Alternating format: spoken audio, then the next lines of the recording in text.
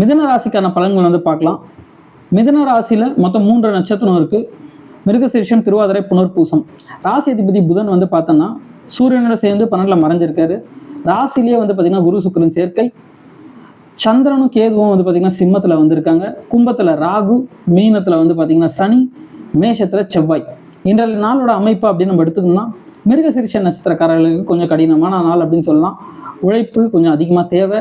ஏன்னா ஒரு வேலை செஞ்சால் இருமுறை செய்கிற மாதிரி கூட இன்னைக்கு நடக்கும். கவனம் சிதறாமல் செய்யுங்கள். இன்றைய நாள் உங்களுக்கு வெற்றியாக அமையும்.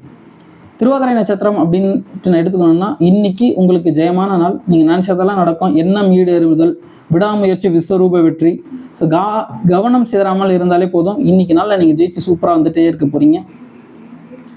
அதே மாதிரி வந்து பார்த்தோம்னா புனர்பூச நட்சத்திரக்காரர்களுக்கு இன்னைக்கு கொஞ்சம் உடல் சோர்வு இருக்கக்கூடிய நாள்.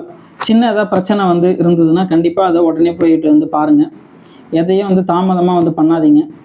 ஸோ புனர்பூச நட்சத்திரக்காரர்களுக்கு இன்னைக்கு வந்து வேலையில் நாட்டம் இல்லாமல் போகலாம்.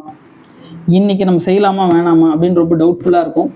ஸோ அந்த மாதிரி டவுட்லாம் இருந்ததுன்னா எதையும் வந்து நீங்கள் கேர் பண்ணாதீங்க. உங்களோட டே வந்து நீங்கள் ஒழுங்காக ஒர்க் பண்ணிங்கன்னா போதும், நல்ல அவுட்புட் வந்து கிடைக்கும். இன்னைக்கு ஹனுமான் வழிபாடு ரொம்ப சிறந்தது. ஸோ இன்றைய நாள் வெற்றிகரமாக அமைய உங்கள் அனைவருக்கும் வாழ்த்துக்கள். நம்ம சேனலை சப்ஸ்கிரைப் பண்ணிட்டு பாருங்கள். நன்றி, வணக்கம்.